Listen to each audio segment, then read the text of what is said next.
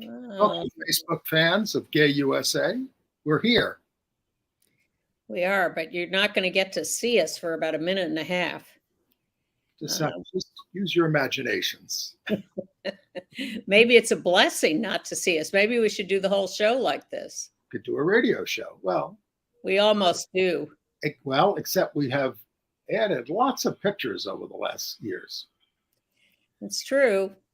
We didn't used to do that as much. Yeah, but now we like to think we're a TV show, so we put up pictures. No video this week, though. No. Almost, but not quite. And we have the usual overstuffed show of bad news and good news. Yep. My favorite video of the week was, I think it was Justin Jones getting off a plane that he was on with Joan Baez. Did you see this? No. They were on the same plane. They get into the terminal and he says, "Let's sing We Shall Overcome Together." And they do. I did see that, but I didn't realize he was singing with Joan Baez. Yeah. And they sang another song too. But I'm sorry I missed that. I'll have to look that up. Quite touching. I heard about it, and then I saw it somebody posted it on Instagram. All right. 5, 4, 3, 2, 1. And we have to really escalate the noise we make so that we'll be heard.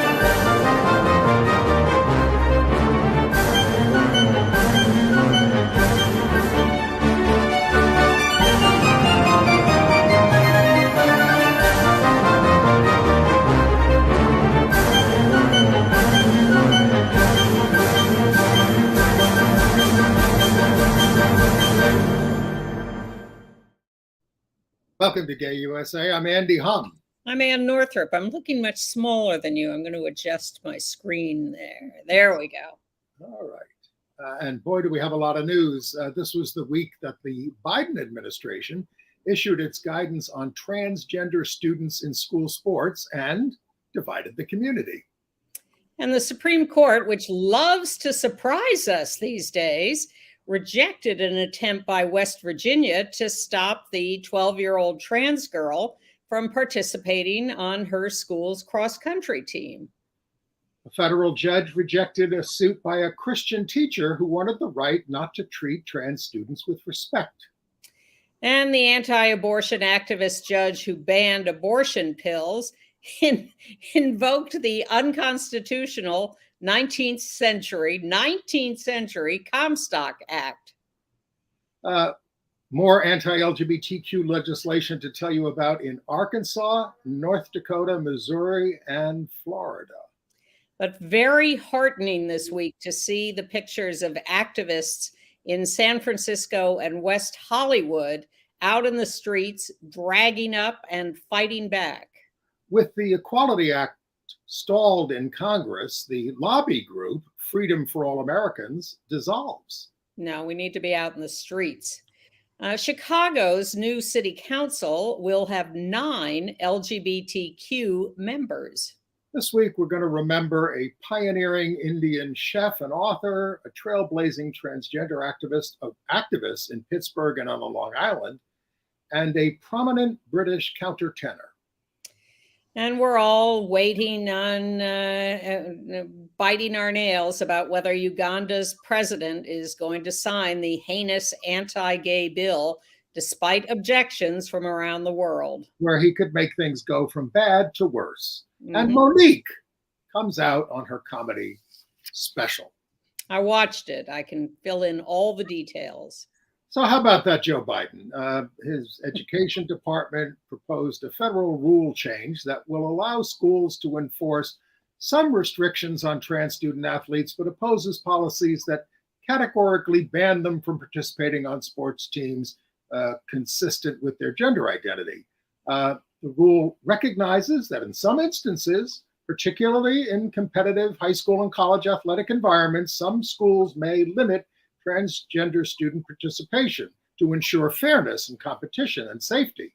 There's a 30-day comment period on this. Now, somebody like Governor Kristi Noem of South Dakota immediately said, "You're not going to impose this on us." But LGBT groups are concerned as well in some cases. Lambda is concerned about whether the rule will hinder efforts to end discrimination against trans students.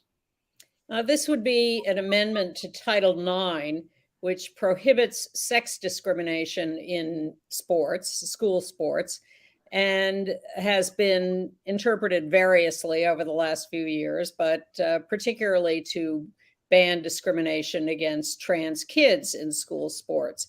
So the Biden administration is trying to split the baby here and get rid of these statewide bans on trans youth participation in school sports and say all those laws that you've passed in these states are bad and inappropriate. They're too much a blanket ban. That's going to be illegal. We're going to outlaw those statewide bans on all trans youth participation in sports. But we recognize that perhaps this is not a solution to just get rid of all of it. There may be cases individually where it is appropriate to assess whether a particular person is inappropriate in sports in their lived gender, their gender identity. So we'll allow leeway for that. Well, as you say, Andy, it's satisfied no one, which unfortunately is what people often say is that makes it a great solution because everybody's mad at us. But I don't know that that's the answer here. Well, 14 trans and non-binary legislators wrote to Biden with their concerns, and they want revisions. There were some trans leaders, legal leaders, who affirmed it.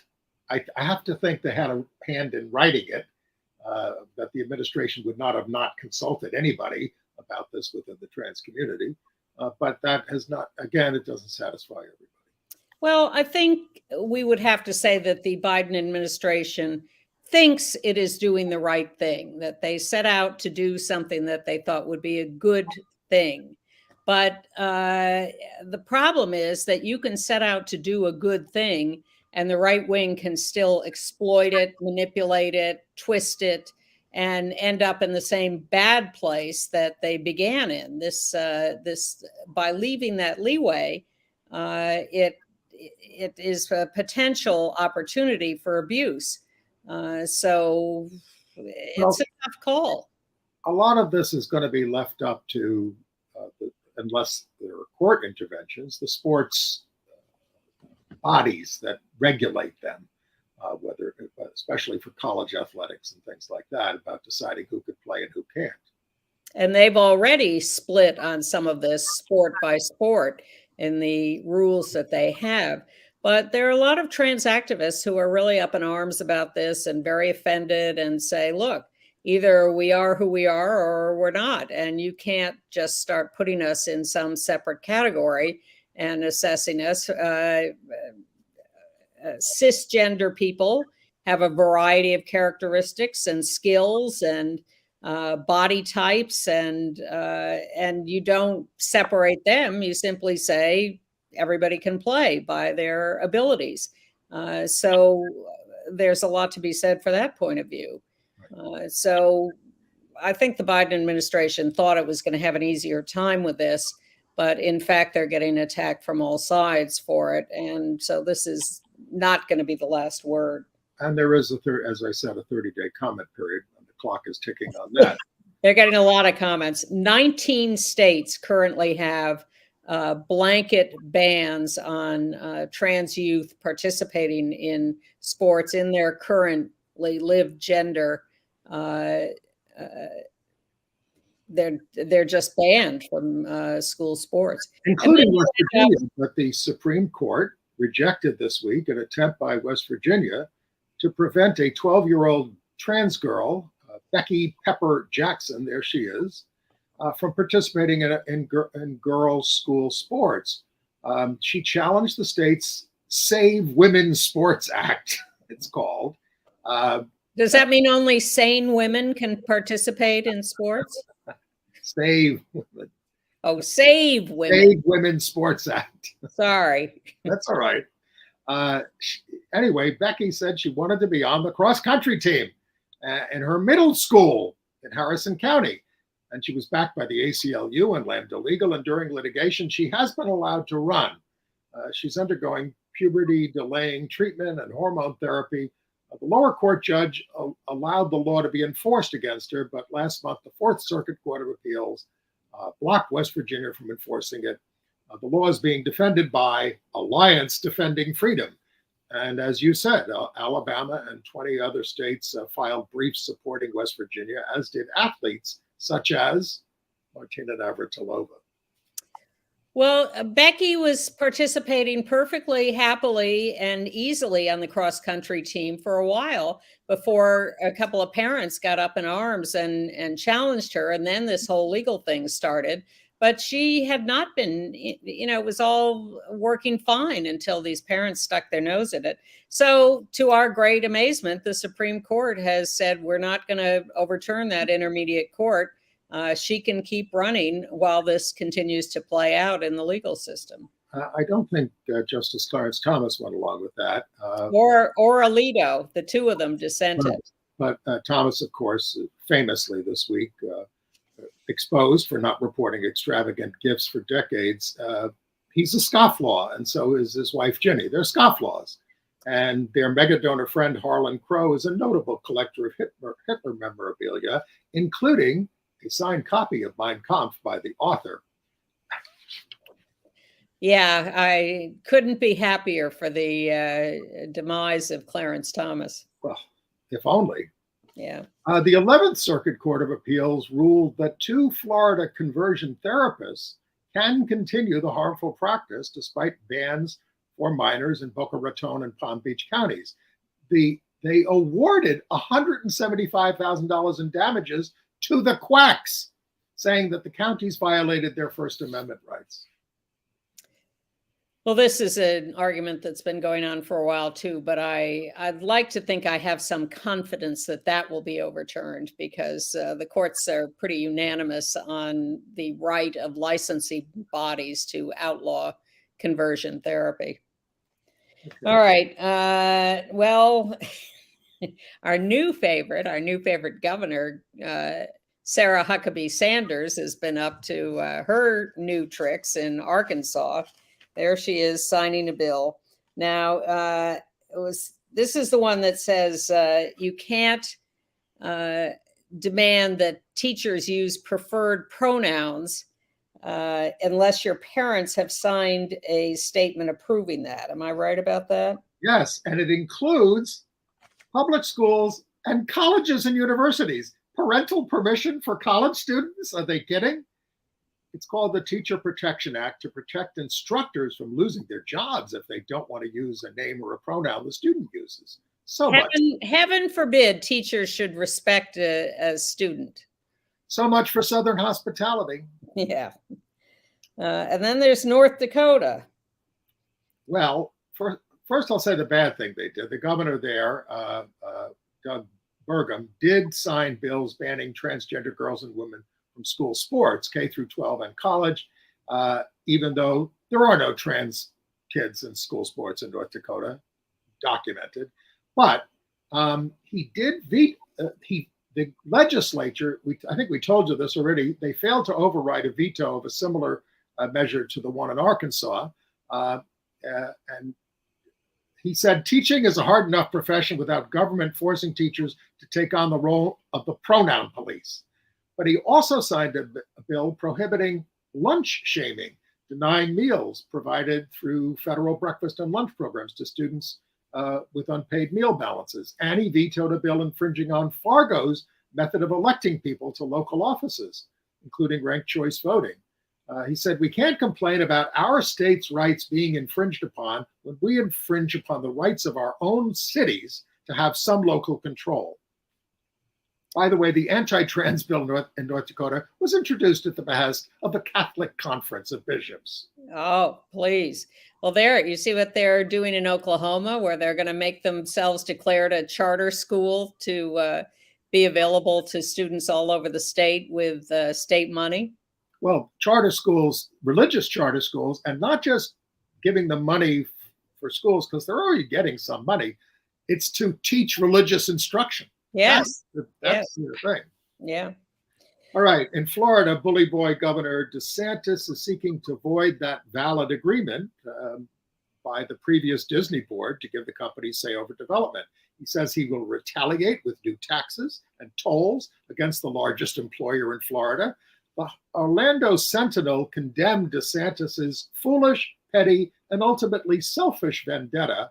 They urge the governor, whenever you happen to be in Florida, to focus on your actual job. And Equality Florida put out a notice today, Wednesday, as we're taping, expressing sadness about all the families who are leaving the state or being harassed, and saying that they're not going to express an opinion on whether people should boycott the state. Some will, some won't. But whether you're there or here or anywhere, they're asking for your support for the work they're doing to try to oppose DeSantis. Yeah, Equality Florida is planning a big walkout of schools and colleges that will be led by students there. But other bills in Florida, the House is taking up a don't say period. It's a bill banning any form of health education until the 6th grade, would prohibit students from asking questions about menstruation, including about their own periods, which often occur before the 6th grade. This comes as the film adaptation of Judy Blume's Are You There, God? It's Me, Margaret. An ode to puberty and menstruation is going to open this year.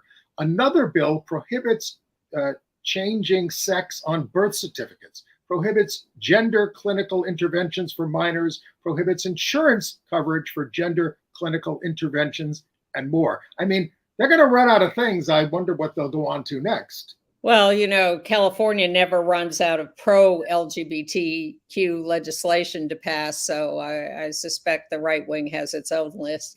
But this all feels like it's escalating everywhere, that the both sides, the right and the left, are just ramping up their anger and their dedication to whatever their values are, whether it is the legislators in Tennessee or all the bills we're talking about in states all over the country. It just feels like the temperature is rising almost as fast as the sea levels, perhaps. There could be a connection there. Panic is setting in, and it just doesn't feel good. I mean, we have a lot of good stories coming up to tell, as well as more bad, and I'm heartened by a lot of it. But man, it just feels like it's getting more and more heated. Well, and there's been a lot of pushback, especially against, Judge Matthew Kacsmaryk there in Texas, his ruling that the FDA was wrong to approve the drug mifepristone, the abortion drug. Democratic Senator Ron Wyden of Washington State is urging the administration and the FDA to ignore the ruling and go on dispensing the drug. Many states are stockpiling the drug. It's been used by millions of people over the past 23 years. The judge brushed aside FDA arguments that a pregnancy is a medical condition that can sometimes be serious and life-threatening, calling it a natural process essential to the perpetuation of human life. It is more dangerous to give birth than to have an abortion for the woman's health. Go ahead. And it has been pointed out that the hormone blockers, the puberty blockers, and hormone antagonists that states are outlawing are also used for cancer, for lots of other medical needs. So I am wondering whether discrimination will set in that they are only going to outlaw them for use as puberty blockers, and they will let other people go ahead and use them for other things, even though technically they're outlawed. Period. Well, to do this, he felt he had to invoke the Comstock Act of 1873, named for an anti-vice crusader. There he is, Anthony Comstock, it prohibits the mailing of contraceptives, lewd writings, there goes the internet, and instruments that could be used in an abortion. So no more condoms in the mail, I guess, or all that kind of stuff. Comstock largely was invalidated by the Griswold decision of the Supreme Court in 1965. And it's good that after the Texas maniac judge made his ruling against the abortion drugs, the Washington state judge moments later issued a ruling restoring availability and access to them, deliberately setting up a fight that could go upwards in the courts and eventually to the Supreme Court. But again, it's just this escalating fight. Well, that judge is Thomas O. Rice, an Obama appointee, and he was expanding access to the drug, which actually the administration was not really going along with to some extent. But it affects 17 states and the District of Columbia. Yeah. In Iowa, Iowa stopped paying for abortions and morning after pills for rape survivors. Previously, these survivors got all kinds of care. They're the rapist baby is their message. No emergency contraception. Iowa joins the states that have lost their minds. 61% of the people there support abortion rights in Iowa, but now Republicans are after contraception. All right. And Tennessee, Judge Parker, who put the hold on the anti-drag law for a couple of weeks, has extended that hold to May 26th. So that people will have a chance to argue that more. All right. And a footnote to Tennessee, all the news there for this week about the expulsion of Representatives Justin Jones.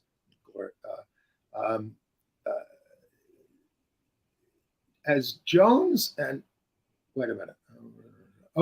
as Jones and Justin Pearson were expelled, the student protesters outside the Capitol chanted, "You ban books, you ban drag, kids are still in body bags." That's a very good summary of what. Very good. Yeah. Well, yeah. And this walkout that's coming of schools and colleges, I think will be very powerful. Meanwhile, these are fun stories of the week. The guy in Tennessee who, this is, sorry, not the fun one. The guy who outed the lieutenant governor for liking pictures of the almost nude young man, his house was shot up. And the Republican House Speaker, who got rid of the two Black representatives, temporarily at least, Cameron Sexton, has been exposed for not legally residing in the district he represents. And State Representative Paul Sherrill there, another Republican monster, who recently suggested bringing back lynching as a form of capital punishment, was removed from the House Criminal Justice Committee, but not removed from the House. And in Maryland, a guy showed up who was upset about the shooting in Nashville of by the trans person of the 3 dead kids and 3 dead adults. This guy violently threatened HRC, the Human Rights Campaign. He's been arrested, but these lone wolves who get exercised and who often have guns are on the loose. By the way, an update on the Nashville shooter. The killer did not have a manifesto, as police had said. Really? Yes. Just a series of ramblings indicating no clear motive. Republicans have been touting the shootings as a transgender targeting of Christians. In this case, while the killer was, non-binary? Is that what we're saying? I'm not sure whether she identified as trans or, sorry, you're right, he, or non-binary. But that is, we have no evidence that was anything but incidental to the shooting. Right. Okay. In Missouri, in the House, their legislature, they're angry at the ACLU lawsuit challenging their bans on many LGBTQ books in libraries. So they voted to defund the state's libraries, removing $4.5 million, as well as costs for diversity initiatives, childcare, and pre-K programs. Defund libraries. Does that sound like a winning slogan? The Missouri bill challenged. Yes, to the right wing, it does sound like a winning libraries. The Missouri bill punishes any librarian who provides sexually explicit materials to a student with a $2,000 fine and a year in jail. A lot of state schools have removed 300 titles in response, including many LGBTQ titles and books about the Holocaust and race. Nonetheless, the ACLU has filed suit in Indiana on behalf of 4 trans youth and their families and doctors against the Indiana law that forbids medical care for trans youth. So that's one way people are fighting back. Okay, let's give them a and kind of relentless with the bad news. In Chicago, in addition to electing progressive Brandon Johnson as mayor, and they're going to get the Democratic convention in 2024. Yes. 3 more LGBTQ city council candidates won runoffs, bringing their total representation to 9 members of the 50-member council. There they are in all their diversity. Congratulations to all of them, the re-elected and the newly elected. And then and good news good and bad news in New York State. First of all, the governor has seen the light, and we've been following her appointing of a new chief judge of the state.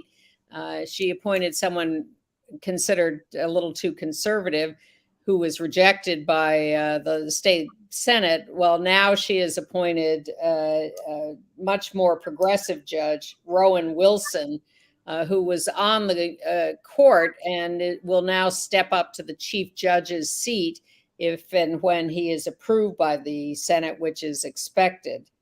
And then her second appointment to fill his seat, I think, is not quite as progressive, but considered within the bounds of acceptability. Her name is Caitlin Halligan, and she was the Solicitor General of the state.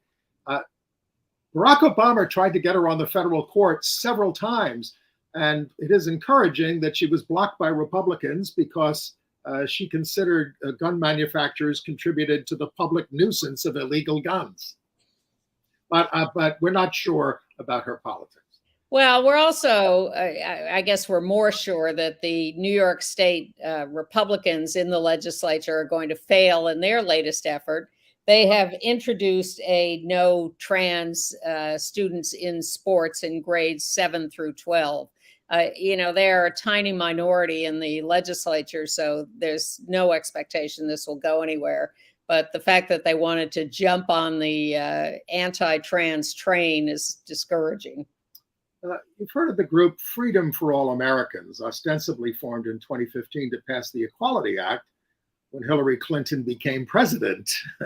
Well, they've disbanded with $6.2 million in the bank that they have signaled will be distributed to other, quote, legacy LGBTQ advocacy organizations. But Duncan Osborne reports that the real purpose of the group was to push the Utah Compromise federally, watering down the Equality Act with more religious exemptions. They were also working on with state organizations and the Mormon Church to push that compromise in the states.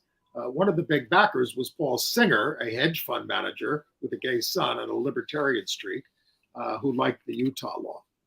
They had some overlap, I think, with Freedom to Marry when that went out of business because we achieved the right to marry as same-sex couples. Some of those people went and formed this new group, Freedom for All Americans, to try to pass the Equality Act, or as you say, this compromise version, which was not appealing. By the way, sorry. Go ahead. In Tennessee, federal judge Thomas Parker, appointed by Trump, has extended his temporary restraining order against enforcement of Tennessee's drag restrictions until May 26 to allow for full briefing at a trial. His initial restraining order called the law overly broad and vague.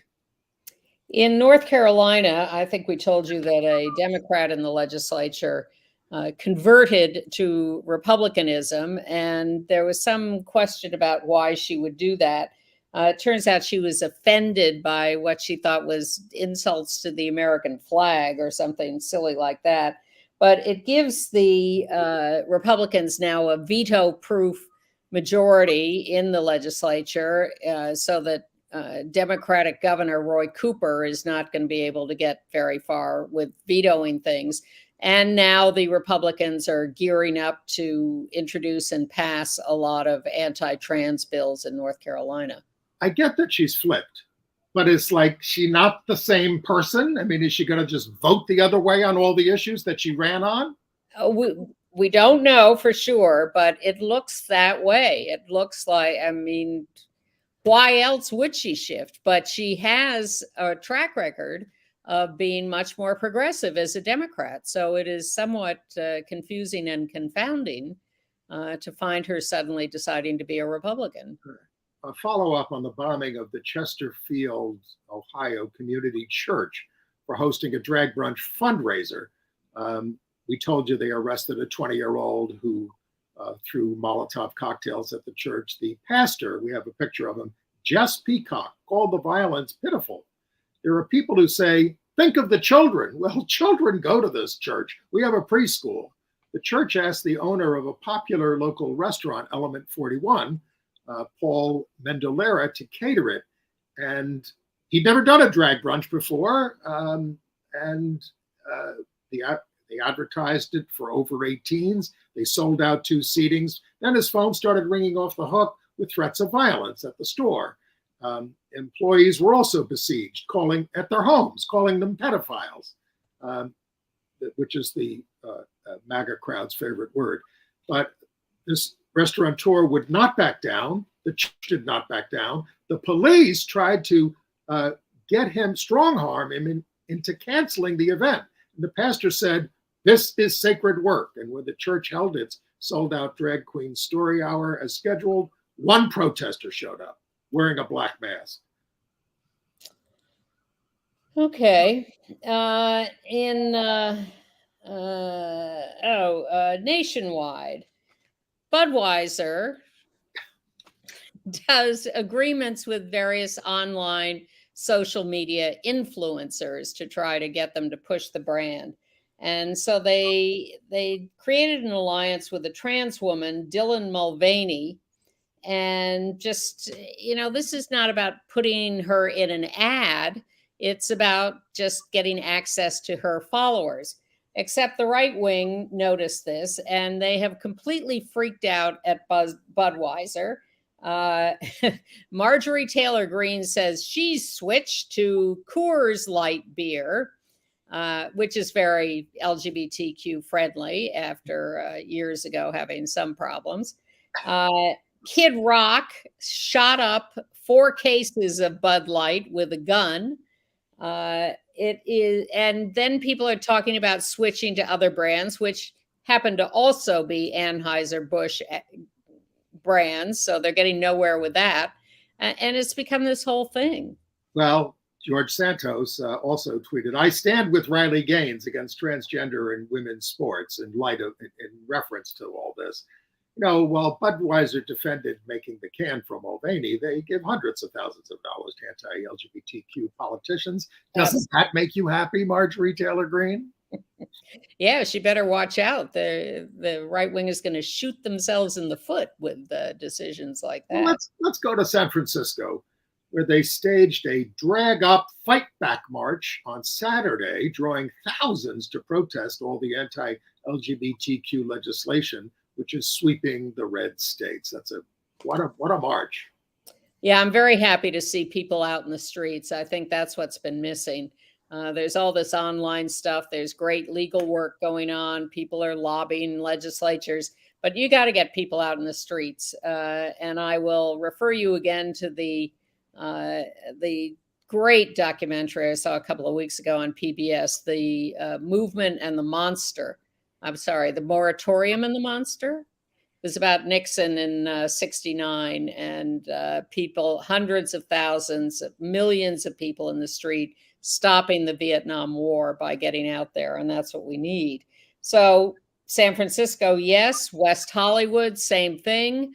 They also got out on the streets. There they are.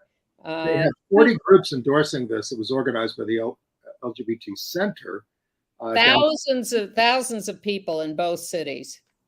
And Kerry Colby, a RuPaul's Drag Race alum, told the crowd, "This is not just a fun little moment to gather and meet with friends. This is our life." Yeah. And thank you to the new governor of Maryland, Wes Moore, who signed the Trans Health Equity Act for Maryland, which extends Medicaid coverage to trans people needing medical support. It was already covered, but there were a lot of hoops to jump through, which you didn't have to do with private insurance companies. So they fixed that. Great. In Llano County, Texas.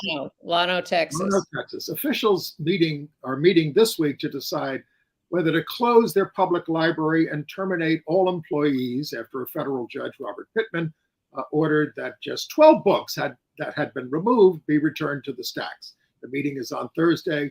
The defendants in the case appealed the judgment to the Fifth Circuit Court of Appeals. Sorry to report that the legislature of Kansas has overridden the governor's veto of their trans sports ban. Kansas's legislature is heavily Republican, so it was a lovely gesture by the governor, but not getting far enough. Also, big fight in Franklin, Tennessee over their Pride Fest. They've done it peacefully and easily for 2 years, but now that the temperature is rising, there's one of their, I guess, last year's. The right wing came out in huge numbers to local city council hearing. They've had a couple of hearings on whether or not to give a permit for this year. They're all scared about drag shows and kids. Yes, you can see how dangerous that looks there.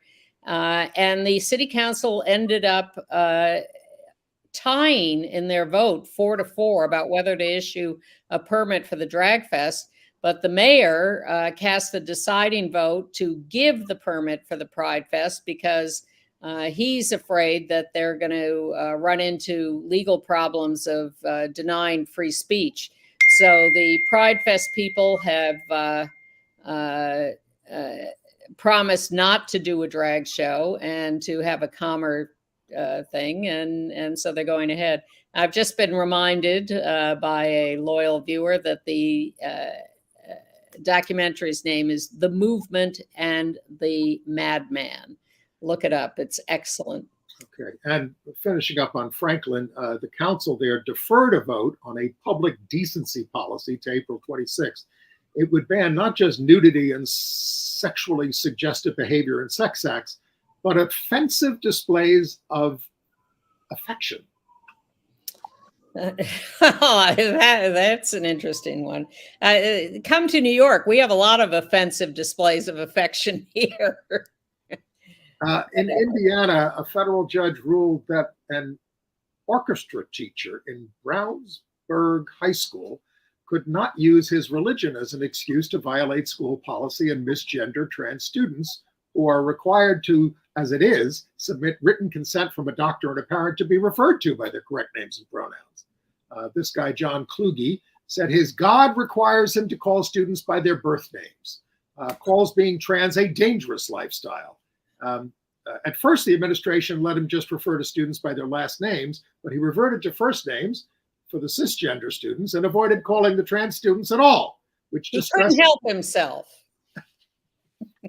Back to Florida, where a lawyer representing victims of child abuse has now been arrested because they found he had oodles of child porn on his home computer.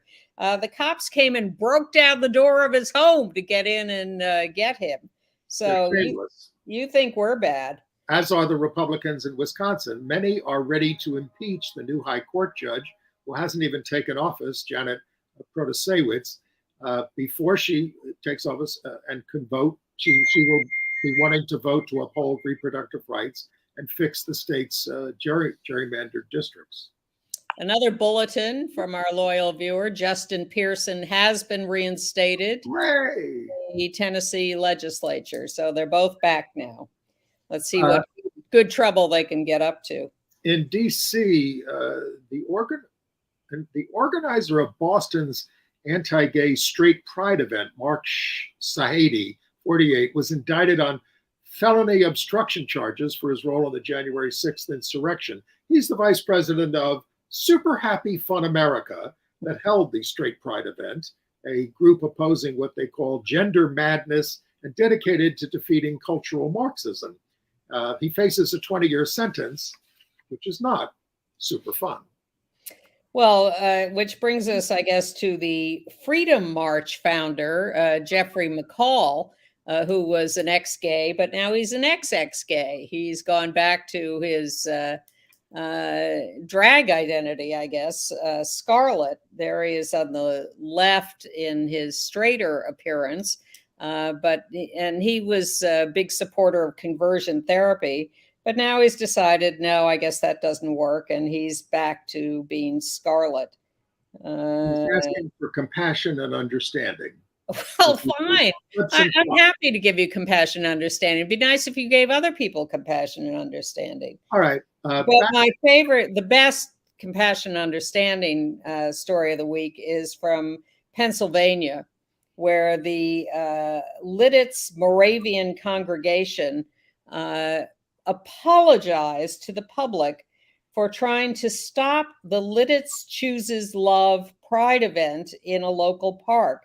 They said, "We're sorry we believed the lies that LGBTQ people were pedophiles. Please forgive us and please talk with us." I thought that was very moving. Yes, they initially objected to political statements and drag performances at past Pride events. Now they say they've learned that not all drag is adult-oriented nor inherently sexual.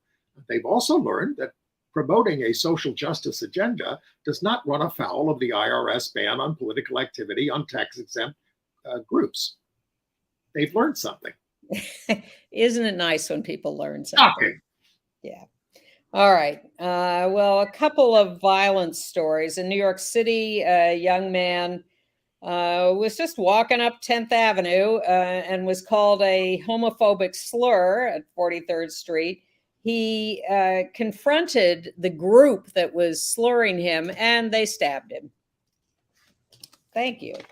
And then also in New York, a trans model, Tommy Playboy Maxwell, 23 years old, was found dead on the subway tracks. Unclear whether they were pushed, fell, jumped, not known, but a locally well-known model. They described themselves as misunderstood, misfit model, movement artist, youth advocate. All right, some of the other people that we lost this week, not to violence, Raghavan Iyer, who got America to give Indian cooking a try at home, has died at 61 of cancer, survived by Terry Erickson, his partner of 41 years. An immigrant from Mumbai, Iyer went to Minnesota for a hospitality management program when he was 21, met Erickson there and was and became a very famous cookbook author, consulted for restaurants, taught it all over the world. His first book was Betty Crocker's Indian Home Cooking. And he worked with the Betty Crocker people to be allowed to do that. And they were skeptical at first. And then he made them an Indian meal and they liked it. So they said, okay. Also survived by his son, Robert. Yes. And in Pittsburgh, Pennsylvania, a trans pioneer and activist, Wendy Miller, 75 years old, also had a framing business. You can see her standing outside it there. She was the co-founder of the Pittsburgh Transsexual Support Group, which she started in 1995. And she went on the Ricky Lake show a year later in 96 with her son to discuss the whole family dynamic of having a trans parent. In 97, she helped get Pittsburgh to add gender identity and expression as a protected category to the human rights law there. And Joanne Borden was a leading trans activist on Long Island. She's died at the age of 97, repeatedly fought at the Nassau County Legislature for LGBTQ rights, appearing before them no less than 72 times. Wow. Nassau, my home county where I'm from, never came through. But New York State did pass the Gender Identity Non-Discrimination Act. She was the author of Transgender Complete, a virtual handbook, and the Transgender Monologues. She was a widow, survived by 2 children and 4 grandchildren, a veteran of World War II.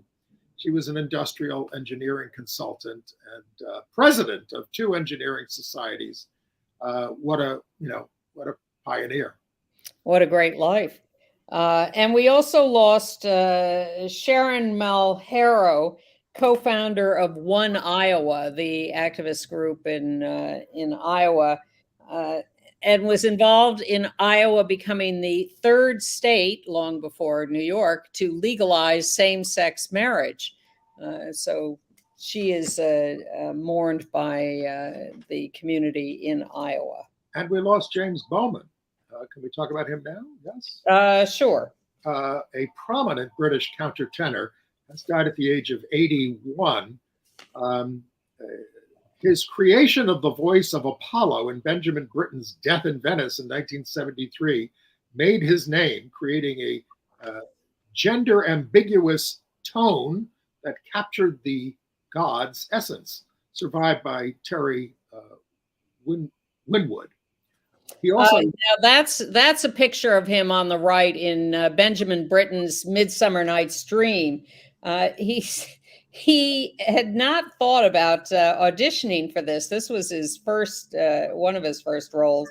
He said, "A friend came up from London and told me that Benjamin Britten was holding auditions.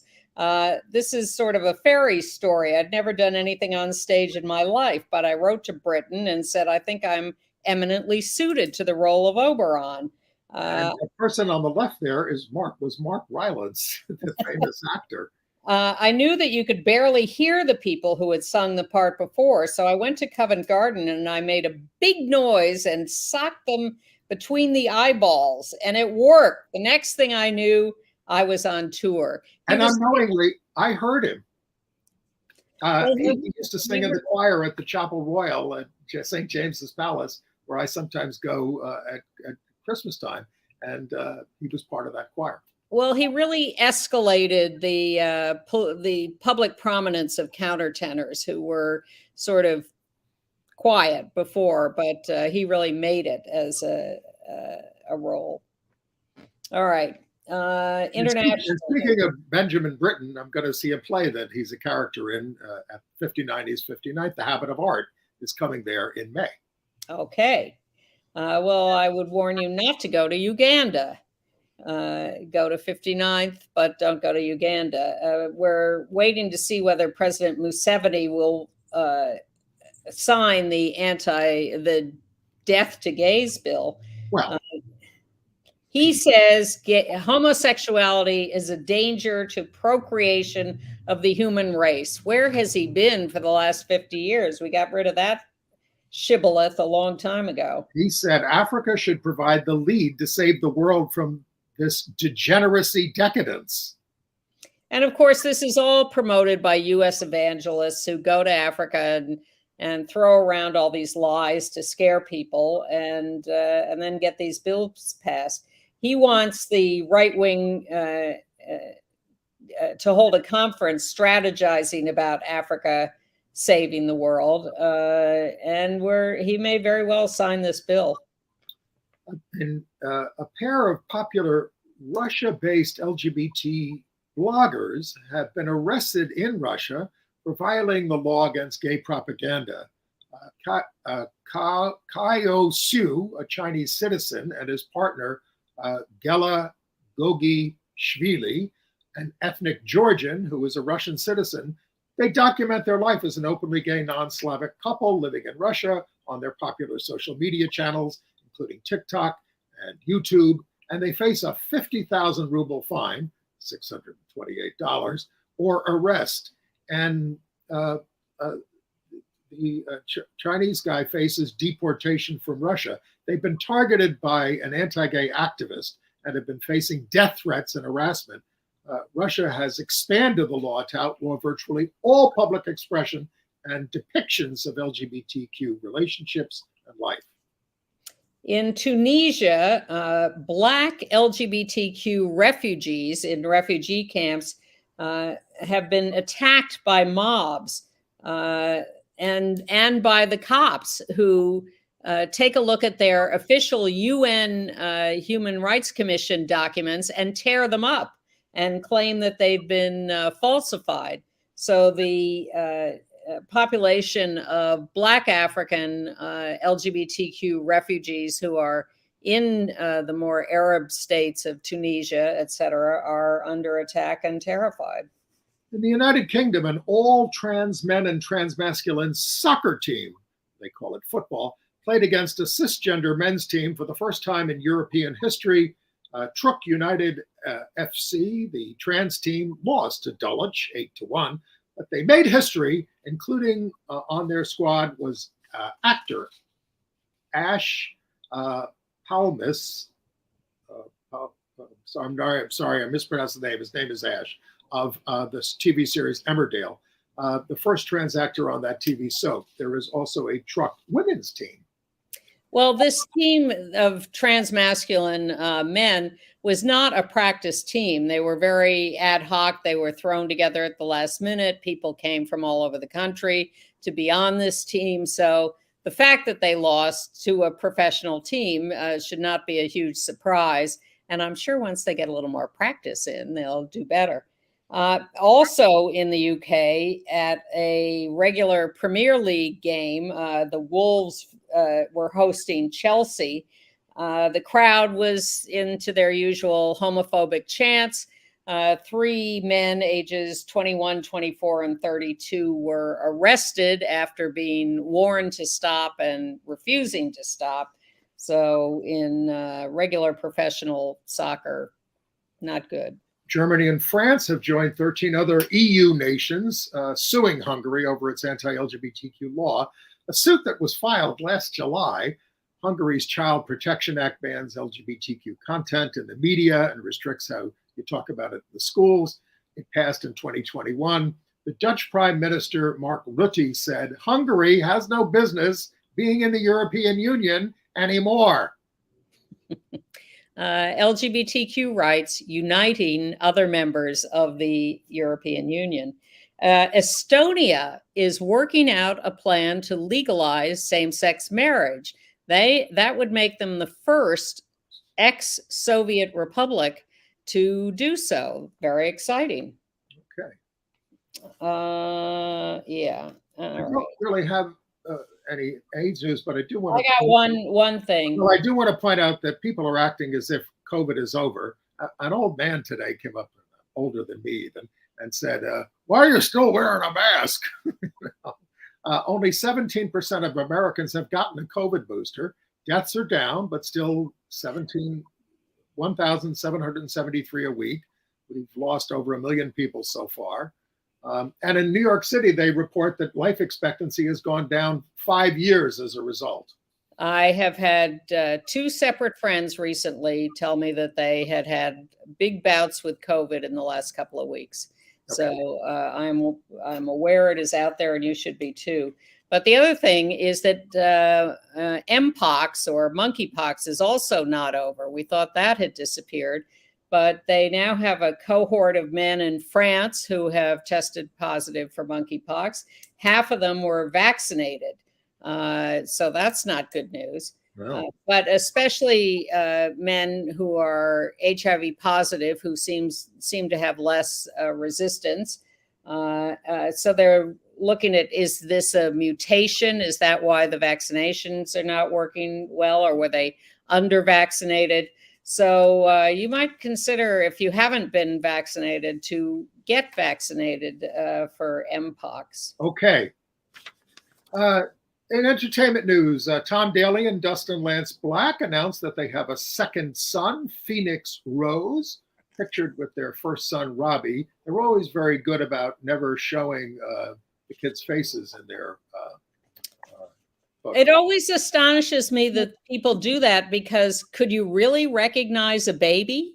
Well, I guess so. I have a correction from last week. I said Coleman Domingo had joined the cast of Fat Ham on Broadway. No, he hosted a Juicy Disco celebration of the Pulitzer Prize winning comedy ahead of its opening on April 12th. I'm seeing it this weekend with our friend Chris Cooper. Okay, and Monique has a new comedy special on Netflix. I have to say, I have rarely seen anything so profane as that. Oh my God! Every other word is either MFer or the N word or something. It is just relentless. Did you like it? Did I what? Like it? Not particularly, but it's not up to me. It's called My Name is Monique, and main theme here eventually in this special is about her discussing her sexual orientation and how she came to realize that she had always been attracted to women and wanted to be with women, but she was now on her third marriage. She's been criticized a lot. She, at one point, had an open marriage with one of her husbands and took a lot of flack for that. She took a lot of flack for not shaving her legs, too. But she talks about how she struggled and struggled and struggled and finally said to her third husband, who she truly loves and who she describes as the sweetest, nicest, most loving guy, I want to be with another woman sexually. And he says, me too. But she then sort of throws in this thing about, I really want a woman to perform oral sex on me, but I'm not doing it to her. Oh, wow. I hate that. Not a good advertisement. No. So, take a look if you're interested, but you're not going to come away from it being totally thrilled. The Guggenheim Fellowships have been announced, a whole slew of them. And among them in the fiction category are gay novelist and artist James Hannaham, the author of God Says No, and our friend Jacqueline Woodson, who writes books for children and adolescents and an autobiography, Brown Girl Dreaming, and best known for Miracle's Boy and a raft of Newbery-honored titles exploring issues of gender, class, and race. And our neighbor, Wayne Kestenbaum, author of 20 books, poet, writer, artist, best known for writing The Queen's Throat about gay men and opera, and the book Humiliation, which is about that, and a biography of Andy Warhol, and works about Jackie Onassis, and teaches at the CUNY Grad Center. Congratulations to all of them. Okay, Fenton Bailey, the out-gay creator of RuPaul's Drag Race with Randy Barbato, has, with their World of Wonder production company and the ACLU, created the Drag Defense Fund to combat the rise of all these anti-LGBTQ laws and threats up against the power of the Republican Party. Bailey wants to figure out how to make Drag Race come to Uganda, Russia, and Iran. Please. Says he was violently bullied as a sissy boy, but did not retreat or conform because he knew and liked who he was. Bailey quotes RuPaul's most famous line, "We're all born naked and the rest is drag." We have only a little over a minute. Performance Space here in New York is going to stage a celebrity reading of excerpts from Urvashi Vad's Virtual Equality. Look that up to attend. And the Met Opera is currently performing a new opera by the same librettist who did Fire Up in My Bones, Charles Blow thing. Well, this is Champion, about Emil Griffith, the boxer, who was gay and who was also famous for being insulted with fag bashing at a weigh-in to a fight, and then got into the ring and pummeled this fag bashing opponent so badly that he killed him, not on purpose. Benny Perrette. And soprano Stephanie Blythe makes a cameo appearance as the lesbian owner of a gay bar. It's gotten pretty good reviews. There'll be a live simulcast on April 29th for that. We'll tell you about the Urvashi Vad thing in our email, along with the Rainbow Book Fair. Yes, the Rainbow Book Fair this weekend, next weekend at the center, the return of the Rainbow Book Fair, and we will return next week. Thank you.